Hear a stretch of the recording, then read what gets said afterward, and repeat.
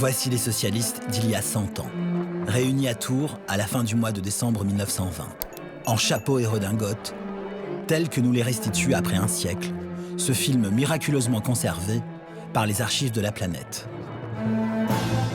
Les socialistes ont l'air contents, presque radieux.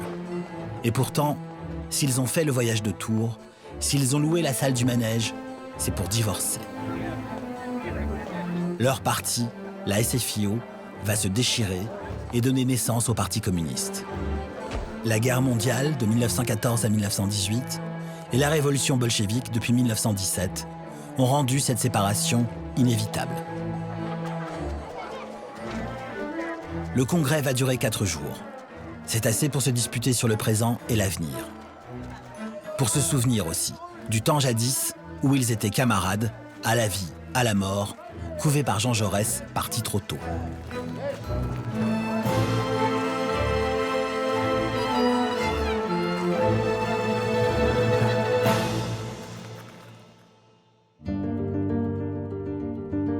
La SFIO était née en 1905. Depuis cette date, et jusqu'à 1914, c'est Jaurès qui l'avait faite. Pas tout seul, évidemment. Le parti comptait d'autres dirigeants d'envergure. Mais c'est lui qui les avait unis, qui était parvenu à retenir ensemble les tendances divergentes du socialisme français. Jaurès avait fait marcher d'un même pas les anciens de la Commune et les marxistes, ceux qui prenaient l'insurrection et ceux qui ne croyaient qu'aux syndicats, avec un idéal. C'est un parti aux objectifs théoriques révolutionnaires. C'est-à-dire que dans ses statuts, il se définit comme un parti de lutte de classe et de révolution. Et son objectif est de remplacer la société capitaliste par une société communiste.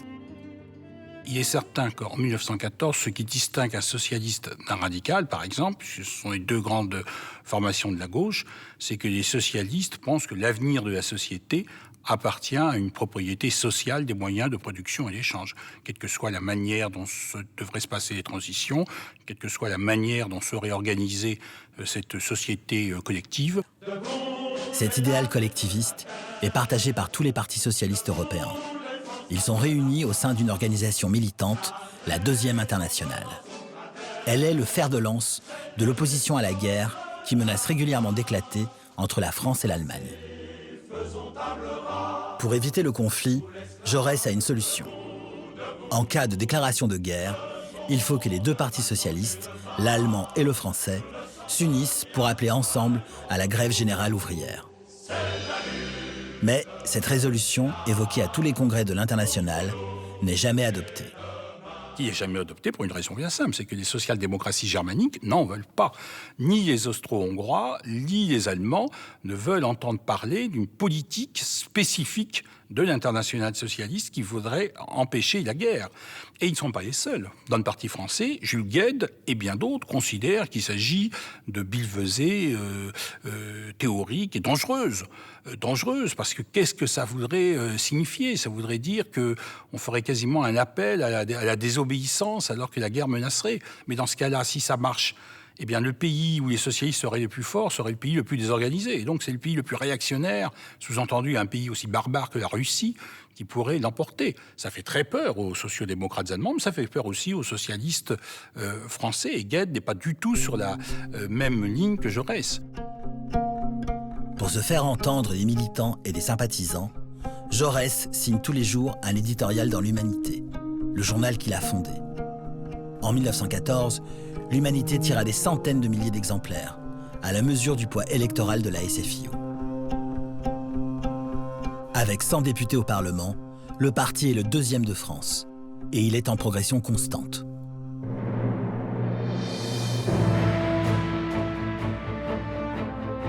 Fin juillet 14, la menace de guerre surgit à nouveau. Jaurès, en conformité avec ses engagements, se lance à corps perdu dans une tentative pour conjurer la catastrophe.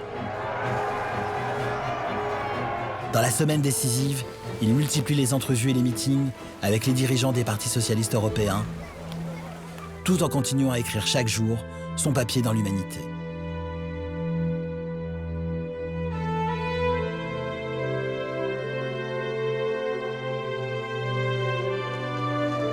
La guerre semble inévitable, mais Jaurès continue de s'accrocher à la paix.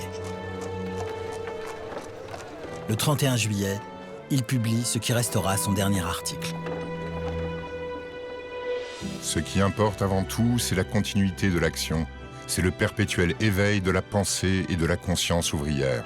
Là est la vraie sauvegarde. Là est la garantie de l'avenir.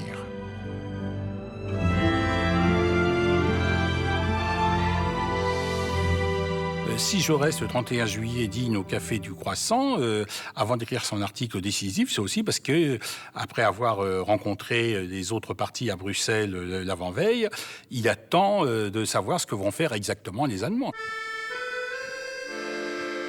Jaurès ne rencontrera personne. Il n'écrira plus d'article. Ce 31 juillet, vers 22h, sous les yeux effarés de ses proches collaborateurs, il tombe sous les balles tirées à bout portant par un militant nationaliste.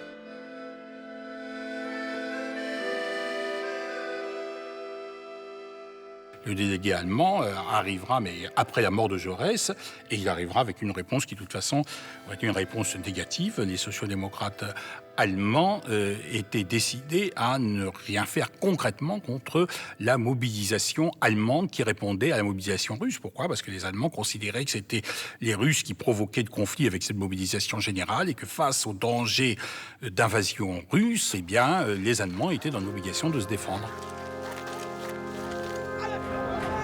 Tout va très vite maintenant, car le jeu des alliances militaires provoque un enchaînement inexorable. 3 jours après la mort de Jaurès, la France, liée par son traité d'alliance avec la Russie, est en guerre avec l'Allemagne. L'opposition des socialistes est emportée comme un fétu de paille. Ils veulent sincèrement empêcher la guerre. Au moment où ils se rendent compte qu'ils n'y arrivent pas, ils considèrent que leur pays est attaqué. Alors, les Allemands considèrent aussi que leur pays est attaqué, donc tout le monde est le défenseur, en fait. Et donc là, à ce moment-là, ils se rallient effectivement majoritairement au principe de la défense nationale. Mais finalement, parce que les événements sont allés vite, parce qu'ils sont mal préparés, parce que la conception de l'internationalisme est peu théorisée, assez peu claire, donc de ce flou, en fait, va ressortir une position de défense nationale. Mais effectivement, la défense nationale, elle va être symbolisée par les obsèques de Jaurès. C'est ce qui est encore peut-être plus beau, plus poignant, que certains peuvent trouver peut-être même plus révoltant, mais enfin, ou plus tragique, disons. C'est comme du Shakespeare. C'est que celui qui incarnait la lutte contre la guerre, c'est Jaurès, et ce sont ses obsèques qui scellent l'union sacrée. Et ça se fait effectivement très naturellement. Viviani va parler, le président du Conseil va parler aux obsèques. Deschanel, le président de la Chambre des députés, rend hommage à Jaurès. Il y a des discours de tous les dirigeants socialistes de l'Internationale.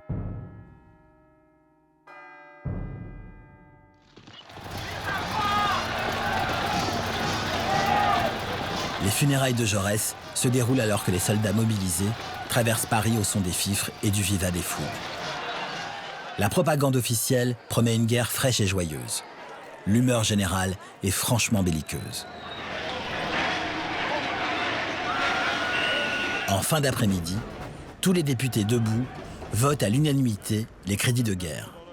Et la centaine de socialistes, qui par principe anti-bourgeois ne votaient jamais le budget, le font cette fois sans sourciller.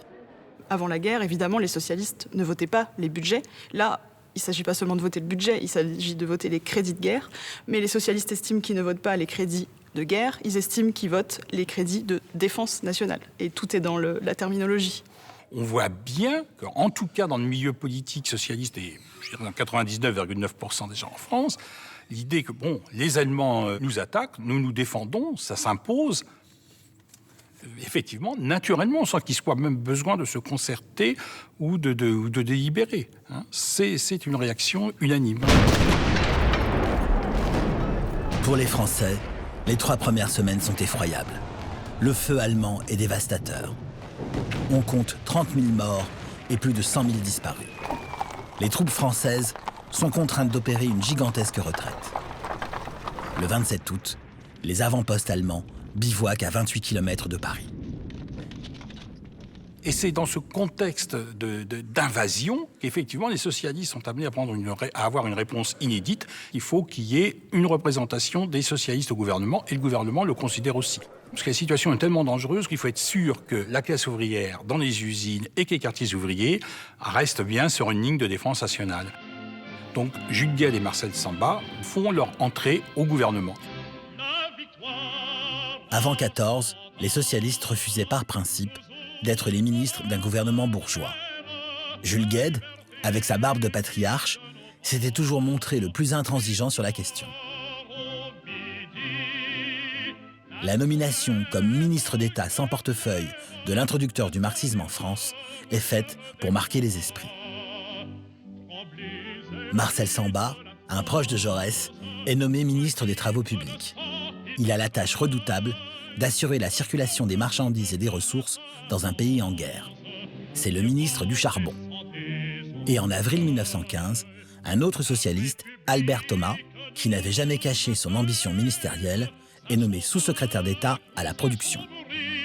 Très concrètement, il est en charge de se mettre en contact avec les industriels, puisque la production d'armement repose sur une économie mixte de guerre, donc l'État qui passe des contrats avec les industriels. Donc il faut les mettre autour de la table et passer des contrats avec eux. Et surtout, ce qui n'est pas une mince affaire, trouver des hommes et des femmes pour les faire travailler dans les usines. Donc il a une mission absolument stratégique, surtout dans un contexte de pénurie de main-d'œuvre, puisque les hommes dans la force de l'âge sont au front. Il faut attendre le début de 1915 pour que les voix d'une poignée de dissidents socialistes opposés à la défense nationale se fassent entendre. Il y a des socialistes qui considèrent qu'on va trop loin dans l'union sacrée. Que peut-être on aurait dû voter les crédits de guerre, mais peut-être pas rentrer au gouvernement. Surtout qu'on est rentré au gouvernement sans contrepartie. Donc que font ces ministres socialistes dans le gouvernement alors qu'ils n'obtiennent aucune mesure socialiste? Que fait Jules Guesde qui n'a même pas de portefeuille, dont la présence est purement symbolique? Donc une opposition à certains points de l'union sacrée, plus qu'à toute l'union sacrée. C'est une remise en cause de la censure, de la suspension du Parlement pendant les premiers mois de la guerre. Donc l'idée qu'on n'est plus en démocratie. Plus de liberté de réunion, plus de liberté de la presse. Donc c'est à la fois contre la guerre, contre le gouvernement de guerre, contre ce que les socialistes font au sein de ce gouvernement. C'est assez multiple, en fait. C'est la réunion de Zimmerwald, en Suisse, au mois de septembre 1915, qui sonne l'heure du grand ralliement.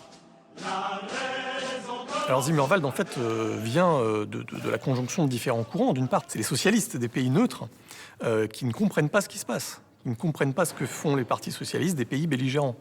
Et donc qui appellent à ce qu'on fasse une conférence pour rappeler à l'ordre leurs camarades des pays en guerre, en disant « mais enfin, on a voté des résolutions ensemble dans l'international ».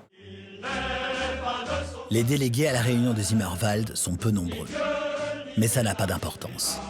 Ce qui compte, et ce qui fait scandale, c'est qu'en pleine guerre, et alors que leurs soldats se massacrent mutuellement tous les jours, des Français et des Allemands se concertent librement pour parler de paix. Les délégués français sont des militants venus de la base et parfaitement inconnus. En revanche, le délégué allemand, Georg Ledebour, est un membre éminent de l'Internationale, familier de Jaurès. Parmi les autres participants, 2 Russes bientôt célèbres, Lénine et Trotsky.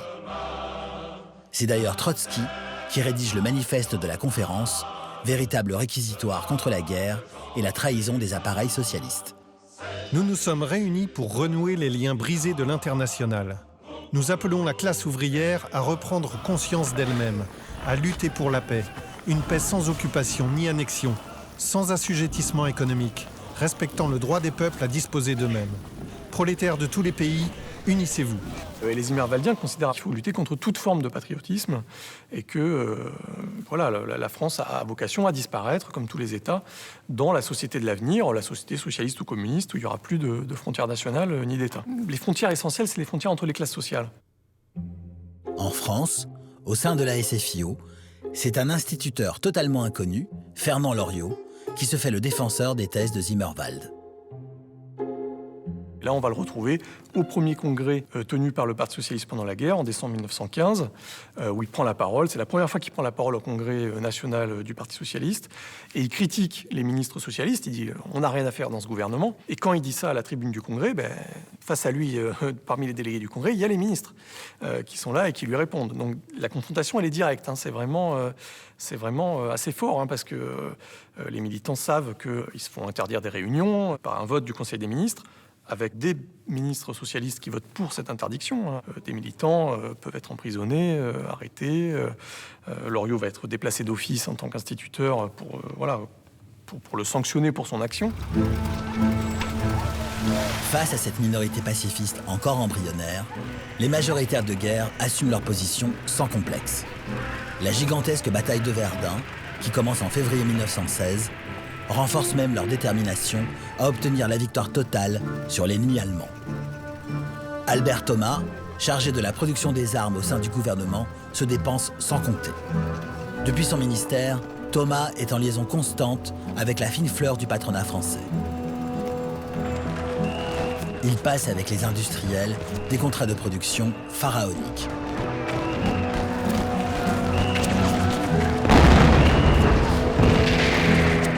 Il détonne et on lui reprochera justement.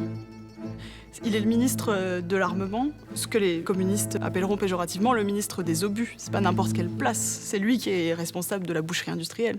Il s'implique tellement qu'il délaisse quand même en partie les relations avec la SFIO.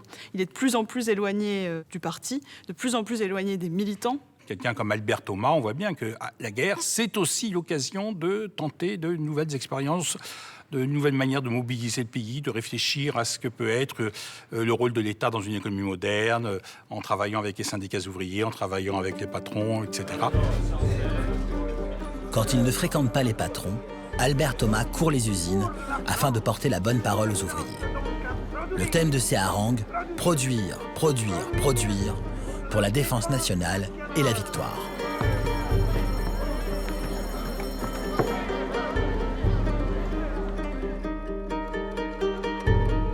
La Première Guerre mondiale, c'est aussi l'entrée vraiment de l'État dans la gestion des affaires économiques. C'est un rêve socialiste, en fait. C'est gérer l'économie de la société. Donc, pour lui, il y voit un tremplin pour construire une nouvelle économie qui pourra perdurer après-guerre. Il y voit le moyen de pousser la nationalisation des chemins de fer, de pousser la nationalisation des mines, du charbon, enfin des éléments stratégiques de la nation.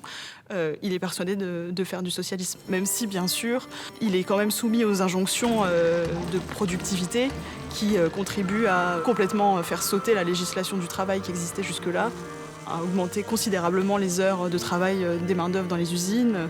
Donc, c'est ambivalent.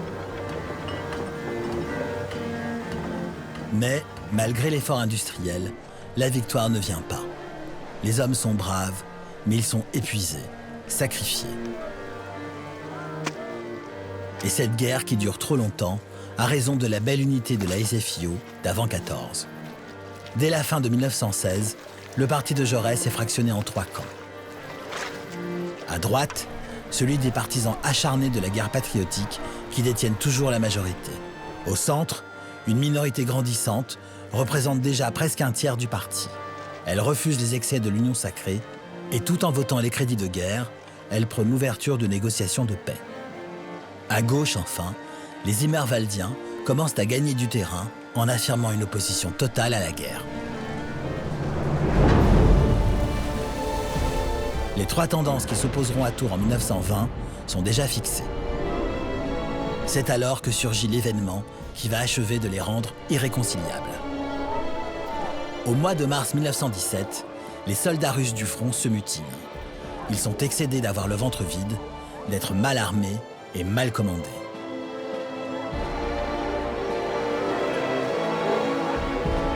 Les ouvriers des grandes villes se soulèvent également.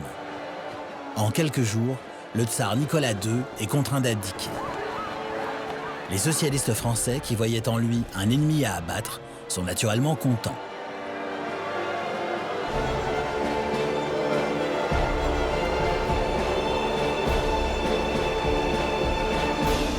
La Russie devient une république, que rêver de mieux. On était quand même un petit peu gênés jusqu'à présent de se dire qu'à côté de la France et de l'Angleterre, la Russie tsariste, oui, c'est notre allié, etc. Ça a été quand même un petit peu gênant. Eh bien, écoutez, tout va bien maintenant, c'est devenu une république démocratique, libérale. Il y a même des socialistes qui vont rentrer au gouvernement. C'est parfait. Mais le problème, c'est qu'ils sont tous contents pour des raisons totalement différentes, voire opposées. Les majoritaires de guerre considèrent que, comme le tsarisme a été abattu, c'est la République en Russie, donc les soldats vont se battre pour la République, qui est leur République. Donc finalement, ça va renforcer l'effort de guerre. Les Immerwaldiens ont l'analyse exactement opposée. Ils considèrent que cette révolution, c'est le début de la fin de la guerre, et qu'en ayant renversé le gouvernement tsariste, il va falloir faire la même chose dans tous les autres pays, et comme ça, on mettra fin à la guerre. Dans l'histoire, ce sont les Immerwaldiens qui ont le nez fin. Les soldats russes ne veulent plus se battre du tout. En ville, leurs délégués peuplent les soviets, ces grandes assemblées permanentes, vibrantes de passion révolutionnaire. Les soviets de soldats et d'ouvriers, travaillés par les mille et une tendances du socialisme russe, forment déjà un pouvoir parallèle à côté du gouvernement provisoire. Et au mois d'avril, Lénine en personne rentre d'exil. Il est déterminé à jeter de l'huile sur le feu. Bientôt, les soviets réclament la paix immédiate. Les gouvernements français, anglais, italiens s'en inquiètent. Ils décident donc d'envoyer des émissaires socialistes qui pourront s'adresser aux membres socialistes du gouvernement provisoire russe. Et bien sûr, on choisit donc Albert Thomas. Son objectif, c'est de dire il faut continuer la guerre avec nous. Vous êtes, même si le gouvernement a changé, vous êtes nos alliés. Il faut continuer la guerre.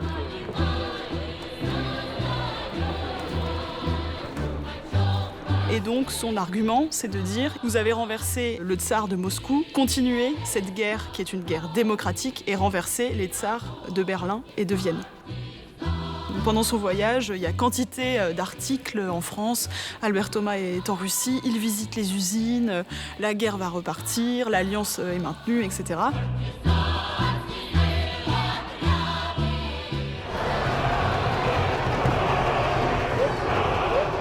Mais les désirs d'Albert Thomas ne seront pas exaucés.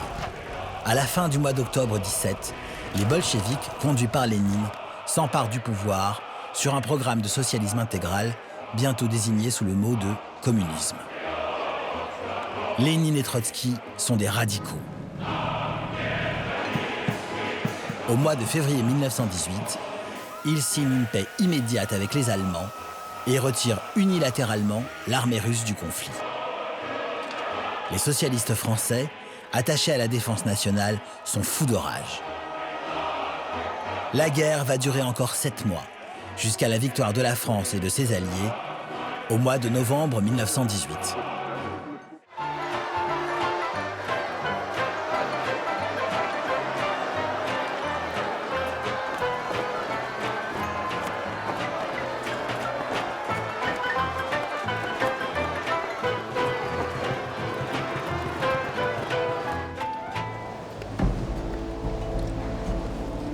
Pourtant, à l'image de la France victorieuse mais exsangue, la SFIO sort dévastée du conflit. Plusieurs dizaines de milliers de militants et de sympathisants sont morts sur le champ de bataille. La jeunesse du parti. Ceux qui ont survécu sont pour la plupart remontés contre les dirigeants qui ont soutenu 4 ans durant la politique de défense nationale.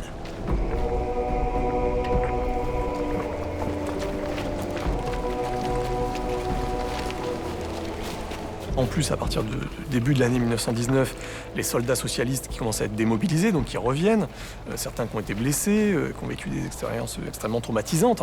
Et donc, il y a une hostilité vis-à-vis des anciens majoritaires de guerre qui est très très nette et qui ne va pas du tout s'atténuer et qui même va en se renforçant, en fait. Le Parti socialiste a beaucoup plus d'adhérents en 1919 qu'il n'en avait en 1914. C'est effectivement des gens très souvent qui ne veulent plus connaître la guerre. Il n'y a pas forcément que des anciens combattants, ça peut y avoir aussi des gens, des jeunes, mais qui sont traumatisés parce que la guerre a marqué le village, la ville, la famille. Donc il y a une aspiration très forte à autre chose, au changement. Fin 1918, Albert Thomas et les tenants de la défense nationale perdent enfin la majorité. Mieux que ça, ils s'effondrent, au profit du courant centriste dirigé par Jean Longuet, le petit-fils de Karl Marx. La nouvelle majorité de la SFIO est hétéroclite. Sur sa droite, Longuet a reçu le renfort d'anciens partisans de la guerre. Parmi eux, Léon Blum, qui se fait connaître en rédigeant la motion de soutien à Longuet. Marcel Cachin, cadre chevronné, l'orateur favori des meetings ouvriers, qui reçoit en récompense la direction de l'Humanité. Et Ludovic Frossard, qui est nommé secrétaire général du parti, puisque Longuet ne veut pas du poste. Sur sa gauche, les Immerwaldiens lui ont apporté leur soutien du bout des lèvres. Ils sont toujours menés par l'instituteur Fernand Loriot et par Boris Souvarine, qui a combattu dans les tranchées et qui y a perdu son frère aîné. C'est leur tendance qui a désormais le vent en poupe. Ils regardent résolument vers l'Est, vers le pays des travailleurs que Lénine et les bolcheviks sont en train de bâtir. peu à peu, l'image de ce pays où les ouvriers ont pris le pouvoir, où le pouvoir appartient aux soviets, où sont les travailleurs qui sont au pouvoir, le peuple est au pouvoir. C'est la formule de Jules Romain, la lueur levée à l'Est. Ça mobilise, ça inspire confiance de plus en plus de gens à l'intérieur du socialisme. Et qu'on a envie de penser que ça se passe bien. Les bolcheviks sont persuadés, dès 1917 et puis encore au début des années 20, que la révolution russe n'est que le début d'une révolution mondiale. Ça, ils partagent cette orientation avec Loriot, Souvarine, etc. Alors, Lénine est persuadé que si la révolution russe reste seule, elle va s'effondrer. Et que les difficultés qu'ils rencontrent en Russie, les problèmes qu'ils ont, s'effaceront avec le développement de la révolution mondiale. La révolution partie de Moscou se propage en Europe. En 1919, des insurrections révolutionnaires d'inspiration bolchevique ont lieu en Allemagne et en Hongrie. À Berlin, comme à Budapest, des soviets d'ouvriers et de soldats tentent de prendre le pouvoir selon le modèle prôné par Lénine. Il dure quelques semaines avant d'être écrasé dans le sang.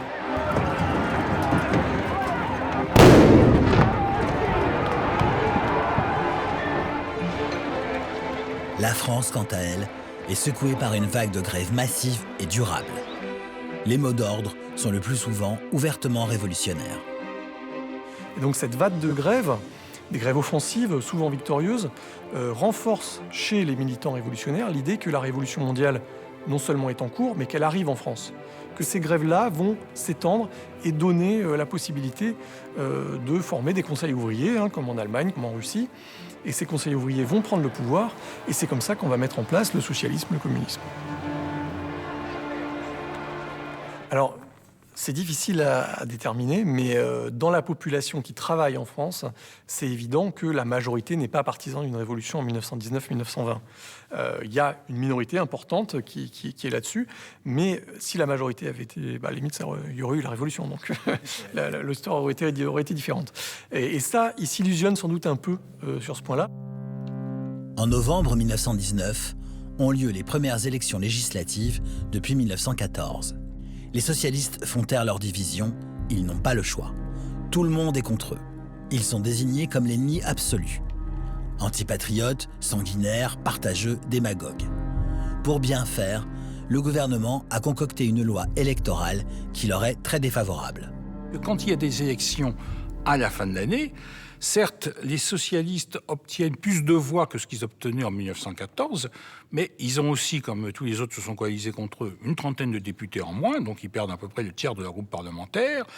Et puis, au fond, c'est pas non plus le raz-de-marée des raz-de-marée. C'est-à-dire qu'ils passent en gros de 18 à peut-être quelque chose comme 22 ou 23%. Enfin, il y a toujours des dissidents et tout, donc ça dépend qui on compte exactement chez les uns et chez les autres. Mais ils gagnent quelques points. On peut dire qu'après un tel traumatisme, après un tel événement, 5 ans, et puis une guerre mondiale et 1 300 000 morts, c'est pas non plus le raz-de-marée gigantesque. La chambre élue est la plus à droite de la Troisième République. C'est la chambre Bleu Horizon. Les conservateurs se sentent légitimés pour agir sans faiblesse contre les révolutionnaires. Il faut dire que la tendance radicale des partisans de Lénine représente maintenant plus de 40% dans la SFIO. Fernand Loriot et Boris Souvarine, qui sont les animateurs de cette tendance, sont donc jetés en prison. Ils sont accusés dans un premier temps de menées anarchistes et aussi de complot contre la sûreté de l'État. Alors effectivement, ils disent « mais enfin, nous, on veut renverser l'État, mais on a toujours voulu renverser l'État, depuis qu'on est militant ». Et Loriot sort sa carte d'adhérent de la SFIO, il dit « mais enfin, moi, je suis adhérent de la SFIO depuis 1905, on a toujours proclamé qu'on voulait renverser le système capitaliste et le renverser par une société communiste, il n'y a rien de nouveau ». Donc finalement, ils seront d'ailleurs acquittés, ce qui est la preuve qu'il n'y avait rien de consistant derrière. Mais enfin, ils vont passer près d'1 an en prison, et ça va avoir une importance fondamentale, parce qu'ils vont rater le congrès de Tours en décembre 1920, où ils sont encore emprisonnés. Donc c'est un emprisonnement qui a des conséquences tout à fait concrètes et pratiques sur les congrès du mouvement ouvrier de cette année-là.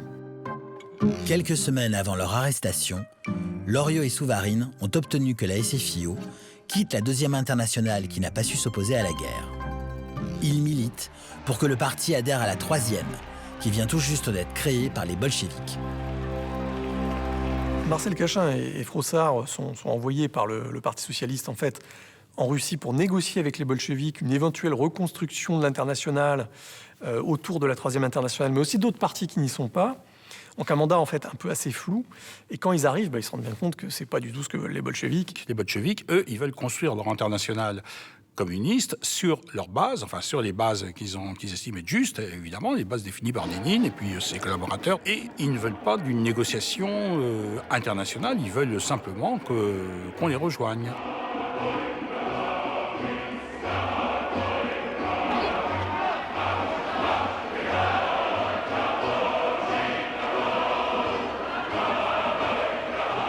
Donc chacun voit en fait que le parti va aller à la Troisième Internationale.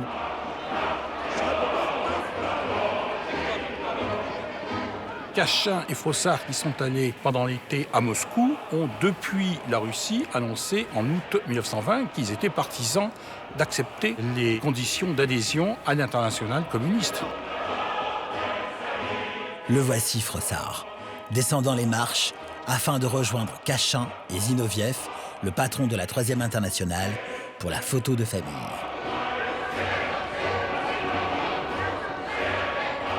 En recommandant l'adhésion, les deux compères ont fourni aux socialistes français un vrai motif de séparation. Il faut trancher, en convoquant un congrès extraordinaire. Ce sera à Tours dans 5 mois.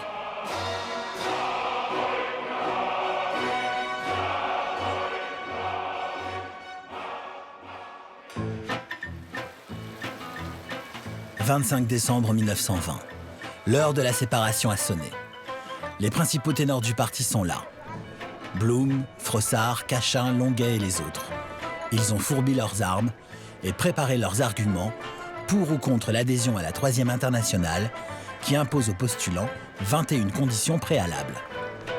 Alors en fait, les 21 conditions sont pensées par les bolcheviks pour trier un peu les socialistes qui veulent rentrer dans la Troisième Internationale. Ils ont un peu l'impression qu'ils vont être submergés par ces socialistes qui veulent adhérer et que ça ne sera plus vraiment leur internationale. Donc les 21 conditions sont là pour mettre un verrou à la porte, comme le dit Zinoviev. Donc assez clair, assez strict. Les conditions les plus difficiles à accepter pour les socialistes français, ce sont les conditions qui prévoient une discipline très centralisée, ce qu'on appellera plus tard le centralisme démocratique, qui sont quand même en rupture avec la tradition, je dirais, de discussion, et justement de confrontation, qui était la tradition politique française. Parmi les plus controversées de ces 21 conditions, la discipline de fer exigée de tous les militants, la tutelle du parti sur les syndicats, l'obligation d'exécuter toutes les décisions de l'internationale, ou encore de soutenir sans réserve l'Union soviétique. Ces 21 conditions suscitent quand même des oppositions, des perplexités. Il semble que les bolcheviks aient mal saisi ce qu'ils imposaient aux autres partis, et donc il y a certaines conditions qui coincent un peu. Donc ça, les partisans français de la Troisième Internationale s'en rendent bien compte. Et donc ils disent bien que le Congrès de Tours ne doit pas se prononcer pour ou contre les 21 conditions, c'est pas ça la question. La question, c'est à quelle internationale on adhère. Léon Blum rejette cette interprétation. Pour lui, les 21 conditions sont bel et bien le passage obligé d'une adhésion qu'il rejette en bloc. Car elles forment, dit-il, un ensemble doctrinal cohérent qui porte en lui un système de dictature permanente. Au centre, Jean Longuet est arrivé à Tours avec l'idée que les socialistes français pourront faire leur choix parmi les 21 conditions. Les bolcheviks, auxquels la tiédeur et la modération de Longuet font horreur, vont lui faire comprendre qu'il se berce d'illusions. Depuis Moscou, Zinoviev, le grand patron de la Troisième Internationale en personne, envoie un télégramme à l'intention des congressistes réunis à Tours. Jean Longuet y est qualifié d'agent de l'influence bourgeoise sur le prolétariat.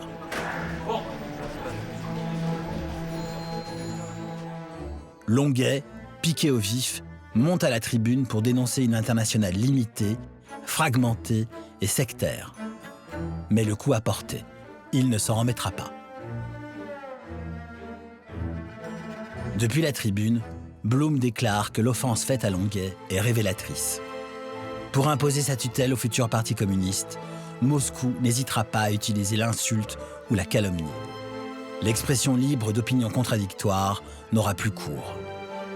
Blum est prophétique. Il prédit que les bolcheviks étoufferont leurs partisans français avant de les transformer en marionnettes obéissantes.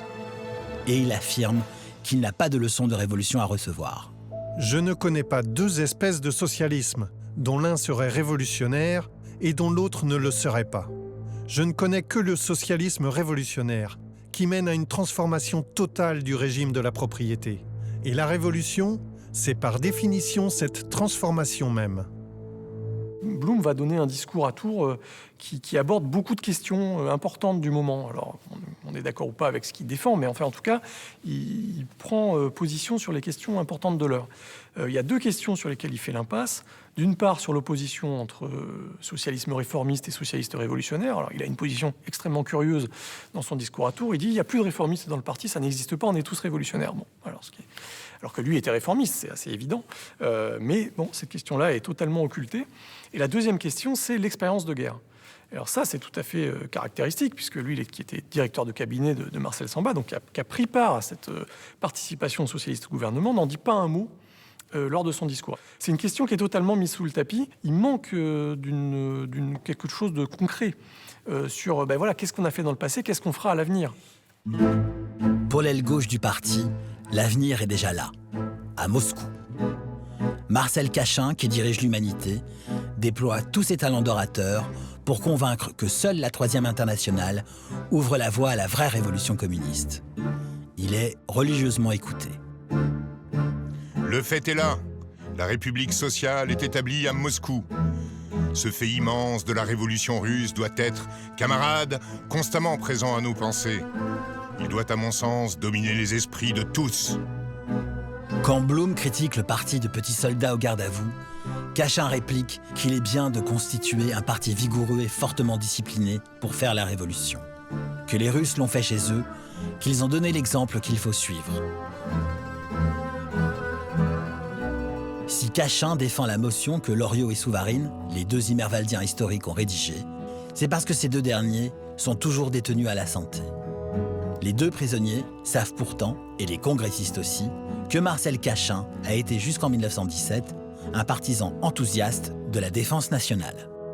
C'est le moment ou jamais de faire son autocritique. Cachin est obligé, en fait, à un moment de faire amende honorable. Sinon, il ne pourrait pas être accepté dans le parti qui avait adhéré à la Troisième Internationale. Donc, il perdrait la direction de l'Humanité. Donc, à un moment, il est obligé de faire contrition et de dire « je vous demande pardon pour la position qu'on a prise pendant la guerre, etc. » Il considère voilà, qu'il s'est trompé.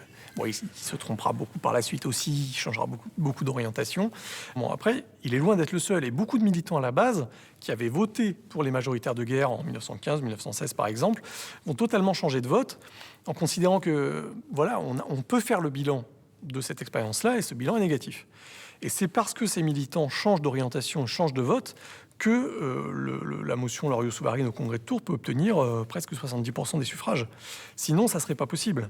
C'est bien parce que des militants changent de courant que le rapport de force change totalement dans le parti. Le 29 décembre 1920, l'adhésion à la Troisième Internationale est votée. Le divorce est prononcé. La SFIC, section française de l'Internationale communiste, est née. Elle se rebaptisera bientôt Parti communiste. Devant ce raz-de-marée, Léon Blum s'incline. Il déclare au vainqueur « Nous garderons la vieille maison pendant que vous irez courir l'aventure. » Dans le partage des biens, les perdants conservent le nom de SFIO, mais ce sont les communistes qui gardent pour eux l'Humanité, le journal fondé par Jaurès.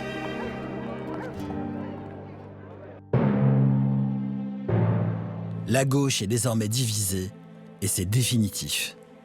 Les communistes se réjouissent de s'être séparés des tièdes. Les socialistes, eux, sont persuadés d'incarner le socialisme authentique. Ce que dit d'ailleurs Léon Blum au Congrès de Tours, c'est qu'on espère que vous reviendrez vers nous, on garde la vieille maison, puis on espère qu'in fine, vous reviendrez vers ce socialisme qui doit être le socialisme des origines. Donc théoriquement, cette main tendue, elle est toujours là. Sauf que assez rapidement, il voit effectivement que les positions sont en train de se durcir du côté communiste. Comme Blum l'avait prévu, très vite, l'Union soviétique s'empare de la SFIC pour en faire sa chose, dans le cadre du jeu géostratégique mené par la Russie. Souvarine et Loriot, qui avaient pourtant été les plus fervents partisans de la Troisième Internationale, rejettent cette tutelle. Ils sont exclus du parti immédiatement. Dès 1924, la mainmise du Kremlin se durcit. Staline, devenu l'homme fort du régime après la mort de Lénine, choisit les dirigeants du parti français, impose la stratégie, les mots d'ordre et les anathèmes. Ils sont traités de social-fascistes, social-traîtres. Et donc, clairement, on voit que cette alliance potentielle avec les communistes, voire cette réunification, elle devient de plus en plus compliquée à faire. Et le clivage va se durcir entre les deux mondes. Et électoralement parlant, de plus en plus, cette SFIO va regarder du côté des radicaux pour défendre la République et pourquoi pas arriver au pouvoir, alors que du côté communiste, on reste, en tout cas jusqu'au début des années 30, dans une position dure, pas de compromis avec les partis bourgeois.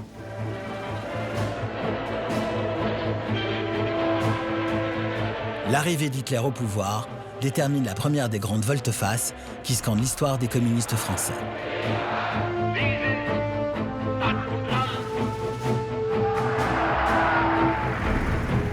Du jour au lendemain, Staline exige qu'ils renouent avec leurs anciens camarades pour former une coalition qui doit barrer la route au fascisme. Ce sera le Front populaire, qui triomphe aux élections de 1936. Ironie de l'histoire, c'est Léon Blum, l'ancien vaincu de Tours, qui dirige cette coalition et qui devient, grâce au soutien des frères ennemis communistes, le premier chef de gouvernement socialiste que la France ait connu.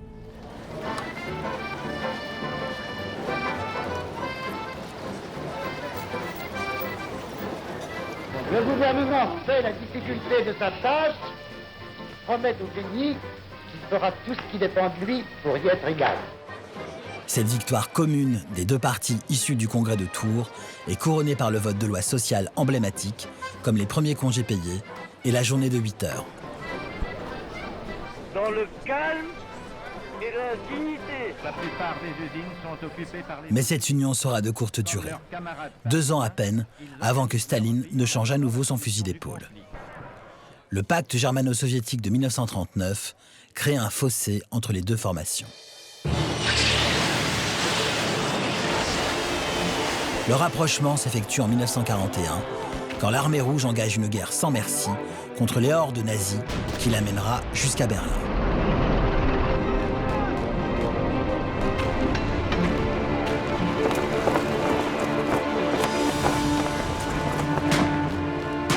En France même, la part très importante des communistes dans la résistance leur donne un immense prestige. À la Libération, leur parti est devenu le premier parti de France. Pour la première fois depuis la création du parti à Tours, les communistes entrent au gouvernement. L'ancien mineur Maurice Thorez devient ministre d'État.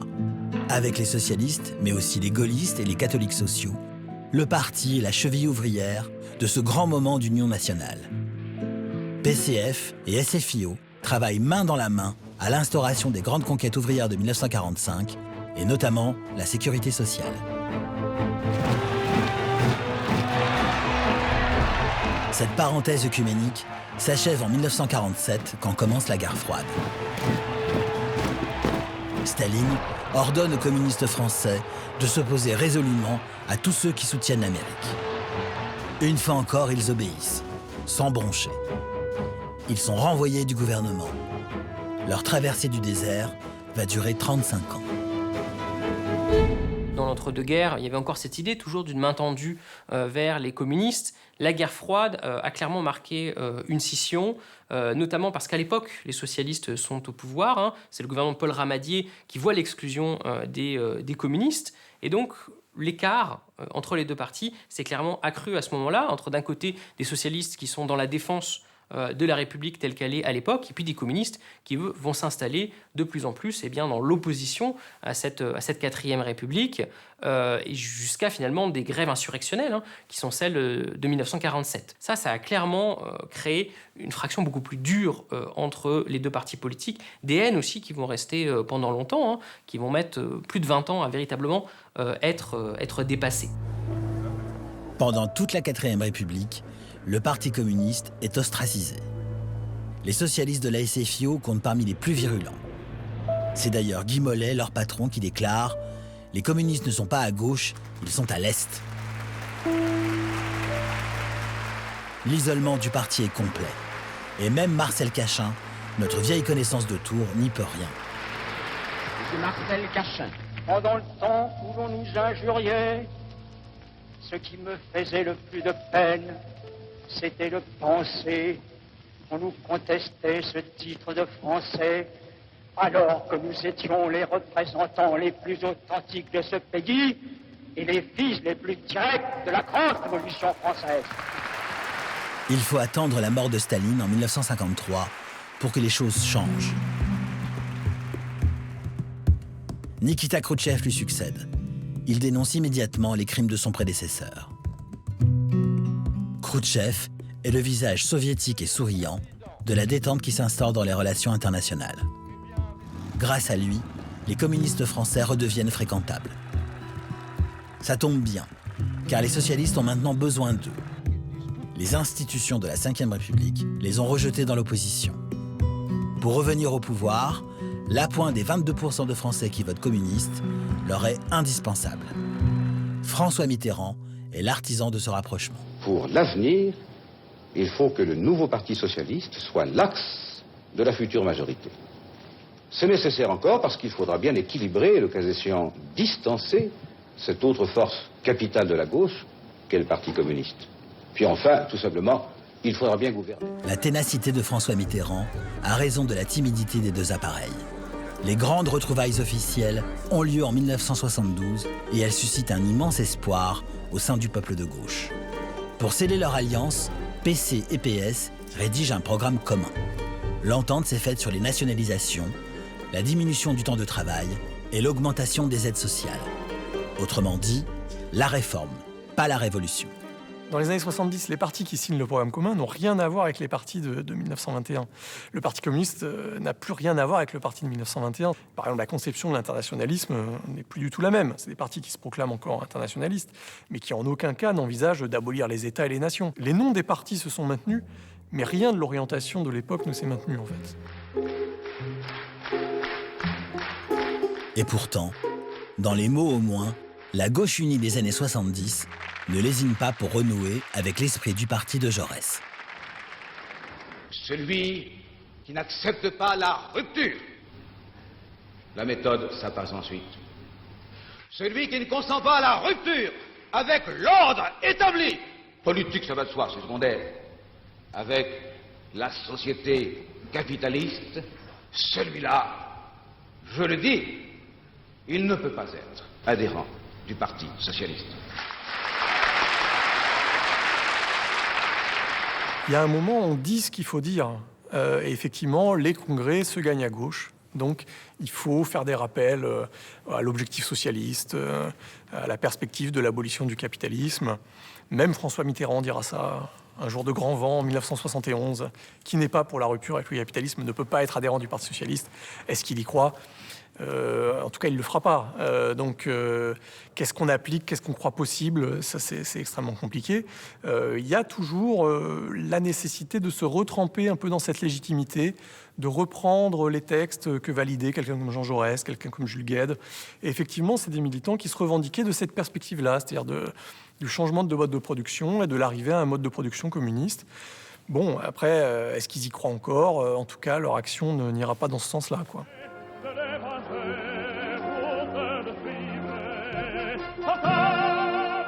Quelques années plus tard, François Mitterrand est élu président de la République et 4 ministres communistes entrent au gouvernement. Mais l'expérience concrète du pouvoir va très vite diviser la belle unité des deux partis héritiers du congrès de Tours. À partir de 1983, Mitterrand tourne le dos aux éléments de socialisme que contenait encore le programme commun. Les communistes se sentent trahis et claquent la porte. Mais, contrairement à 1920, les socialistes ne les attendront plus. L'hommage rendu à Jean Jaurès par le nouveau président lors de son avènement n'aura scellé que symboliquement l'unité retrouvée.